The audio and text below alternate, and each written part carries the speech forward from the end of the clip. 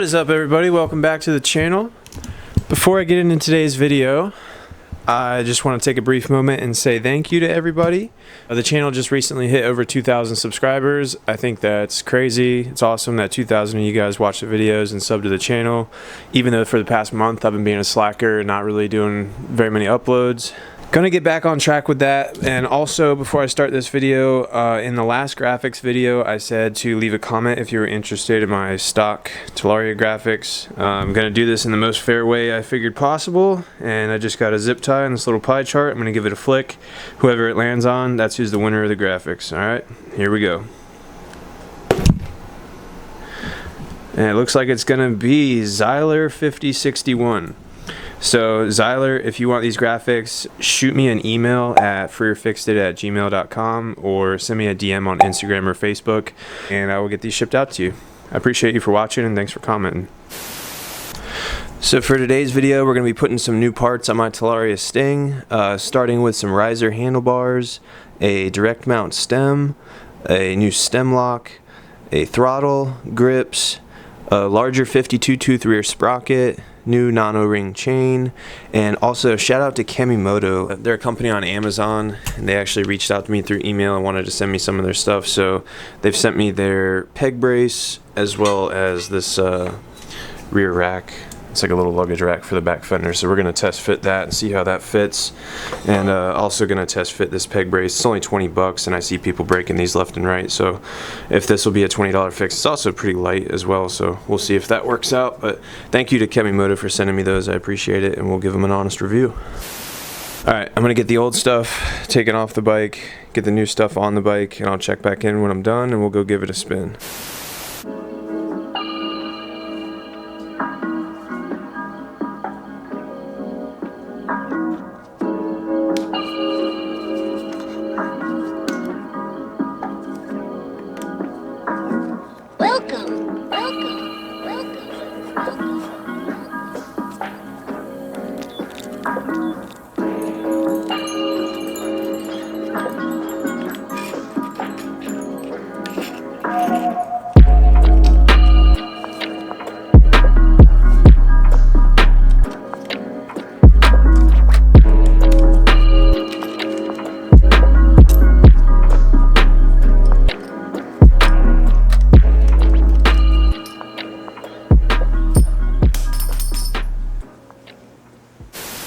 Hey guys, quick tip on grips too. Easiest way I've found to get them off, if you have access to an air compressor, just get some air. Get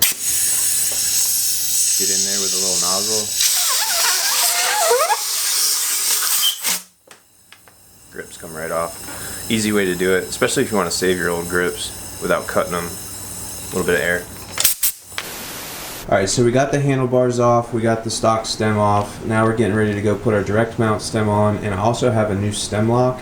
But when I first saw this done, it was kind of confusing to me, so I just want to clarify a few things. On your stock stem setup, your stem basically is going to slide onto your steer tube there, and then this is going to lock it in, but it's only going to lock it into this little star nut here. And it works, but it's not the most sturdy and supportive way to do it, especially if you're going to be taking big jumps. So what the new stem lock is going to do is basically it's going to go through your frame, through your steer tube or your forks, out the top there, and then the top cap is going to mount to this, and it's going to essentially squish your entire headset together with no room for it to back out, up or down, kind of unlike the little star design there, but much sturdier, 40 bucks, easy to do. Now in order to get this star nut out, you are going to need to pound it out. Make sure you remove your front fender first, or else you'll put a hole in it maybe, or crack it. But I'm going to take like a hammer and probably a 3/8 ratchet extension and just smack this thing out real quick. Oh yeah, that'll work.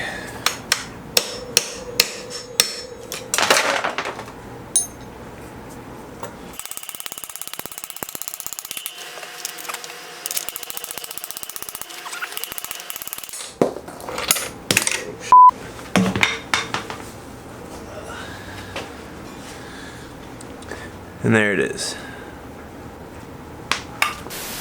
Alright, time to put the new stem lock on. Comes with a few bits and pieces. What you're going to want to do is take the long bolt and take this washer right here, slide it down that long bolt. This is going to go up top. This black receiver here is what's going to go through the bottom of your forks. Then this long bolt's going to go through the top here and mate with that. And then you're just going to take some of the included spacers that they give you and take up this distance here, so it's just a little over the steer tube. That way you can kind of clamp your entire headset together. Alright, so in order to make this fit right, the stack of spacers I had to go with that were included, I had to use the two smaller ones on the bottom and then also the larger one. It gives us about 1/8 to 1/4 inch gap around the top there. And then when this goes in and that top cap rests on there, that's what's going to give you that little bit of room to kind of squish and compress everything down. So that's a pretty key point there. So make sure you just have like 1/8 or 1/4 at the top. That way you have some room for the compression to happen and hold everything together. Otherwise it's just going to be loose. Alright, next part that we're going to put on is the direct mount stem. It's by a company called Fun on Amazon. I went with the black and the red. This particular stem is a 30mm rise. Go ahead and get this mounted up so we can get the bars put back on.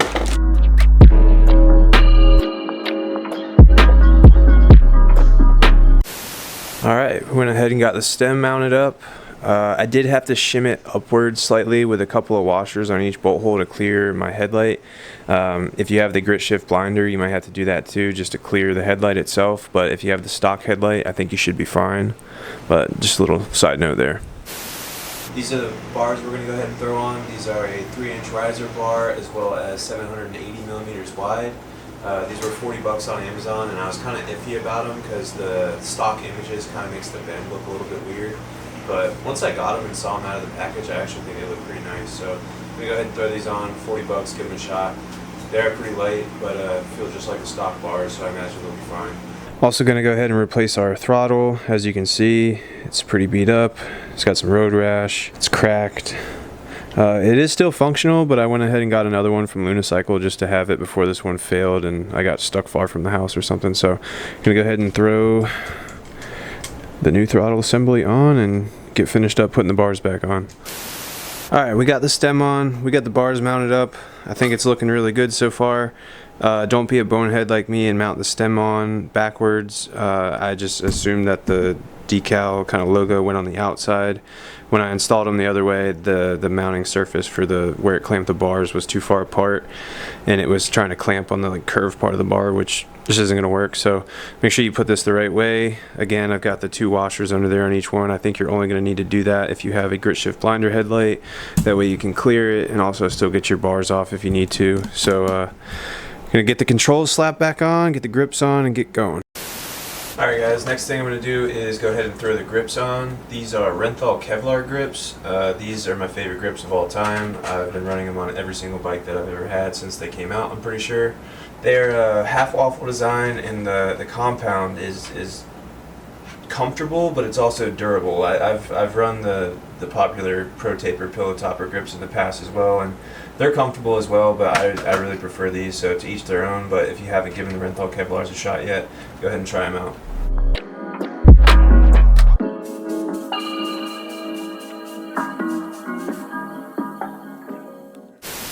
Alright, just got the throttle side of the handlebars on, got the throttle grip on. Just again, use a little bit of air. Don't got to do nothing crazy to get the grips on these bikes. Somewhere along the way I bent my front brake lever, and it's really just kind of annoying me at the angle that it is when I grip the bars. So I'm going to hit it with a little bit of heat, put this bar on there, see if I can't bend it back without breaking it. So wish me luck.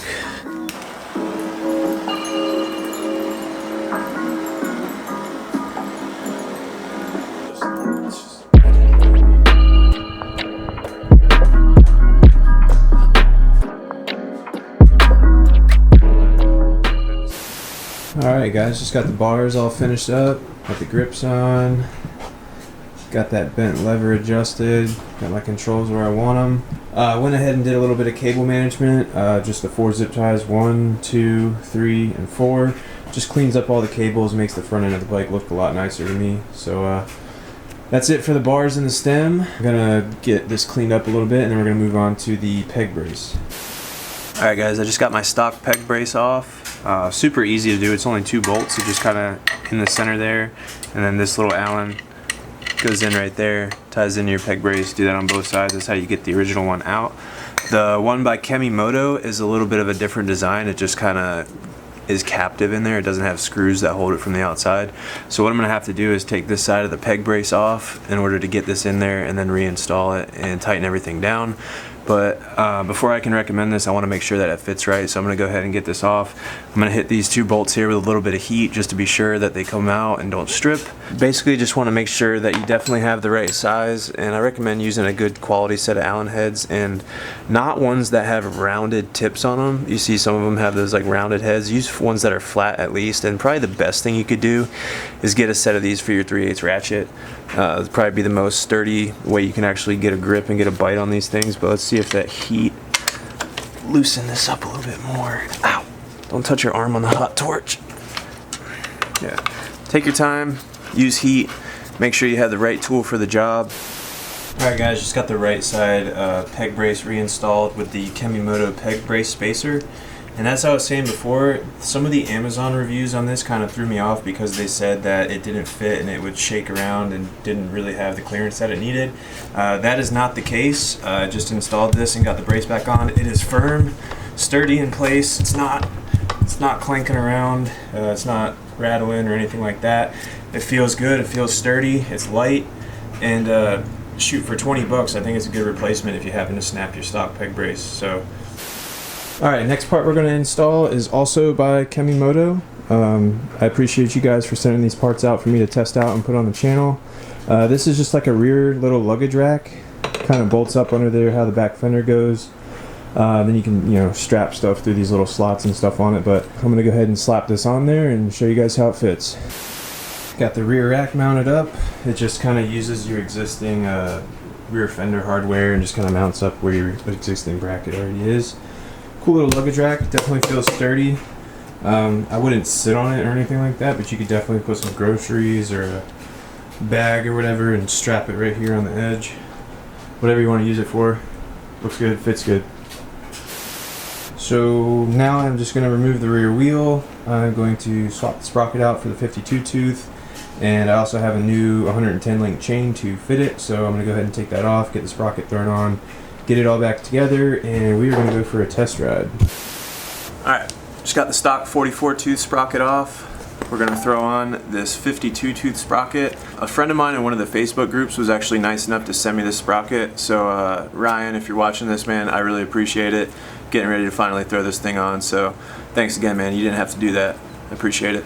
Getting ready to throw this on. There's just one thing I got to do first.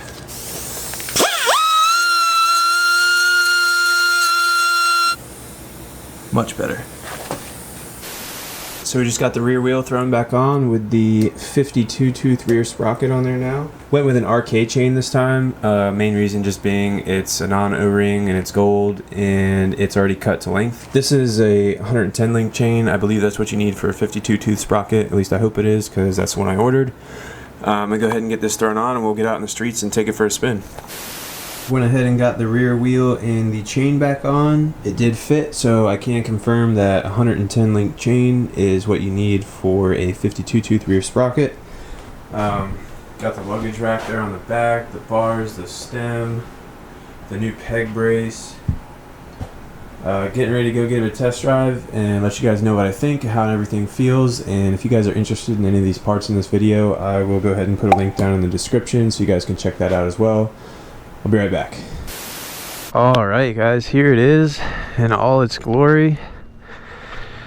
Got the new direct mount stem lock, got the new throttle from Lunicycle, new Renthal Kevlar grips. We got the Kemimoto foot peg brace underneath, as well as the rear rack for the back fender. We got the 52 tooth rear sprocket and the new longer chain. I think that's pretty much it. Let's go ahead and give it a test ride and see how it all feels.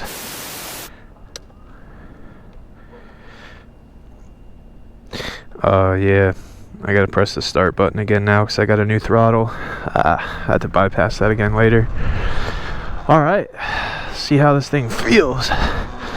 Off the bat, I can tell you the sprocket definitely a little bit more zingy on the bottom end as far as torque goes, and also these bars I think are definitely wider than the ones that I had, or the stock bars. I think I might roll them back towards me a little bit as well, but feels good. Definitely feels taller.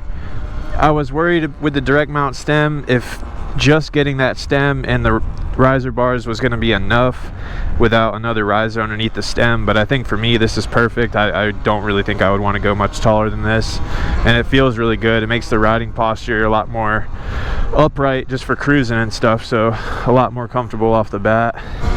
Let's see how the acceleration is with this 52 tooth. Oh shit, she's going. It doesn't feel like we lost that much top speed. The thing is reading 55, but why does that look like a state trooper? It's just a Charger. It doesn't feel that much slower, but like, well, it says I'm going 32, but I'm not. But at this speed, I definitely have a lot more torque. Like I could probably pop it up doing like 25. Overall, I really like the feeling of the bars. Again, it puts you in a more upright, relaxed position on the bike, which feels a lot better on the posture and the back. Man, it feels good to be back out here riding. I haven't actually been outside riding in like 3 weeks for reasons I'll get into in another video. I plan on doing kind of like a channel update, kind of check in of what I've been up to and why I haven't really been uploading videos as much. But we're back outside today and it's feeling good. Well, these bars are wider. Some of you guys might want to actually cut an inch or so off of each side. These are the 780 millimeter wide ones. These things are 40 bucks on Amazon, and I'm pretty impressed for what they are for the price. Again, guys, all this stuff that I put on the bike today is from Amazon. I'll put links to all the stuff in the description if you guys want to check the stuff out. And also, thank you again to Kemimoto. Kyra, I hope I'm saying your name right, reached out to me through email and sent me the peg brace as well as the rear bracket rack to just test out for free and kind of give my 2 cents on. And I wanted to make sure that I went ahead and put them on the bike before I co-signed them, and I did, and everything fits. They're functional. I can say if you need a peg brace or if you're in the market for a rear rack for the fender area, check out Kemimoto on Amazon. All right, let's see how the old 52 tooth wheelies. I really don't like this bar position. I wish it was rolled back towards me a little bit, but let's give it a go. Oh yeah. Dang, you can just sit in it. Oh, it's so torquey. Wow, takes like no effort just to keep it right there in balance point.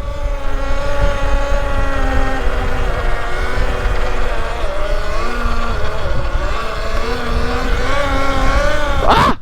I almost kept her going.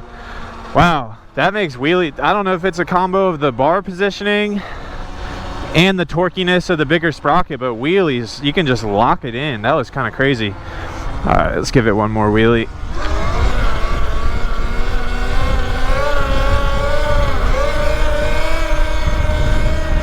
Uh-oh, got somebody coming the other way.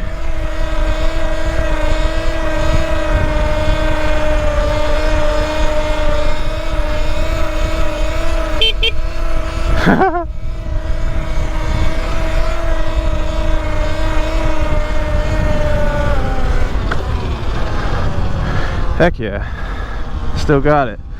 Let me know if you guys would want to see a wheelie tutorial video.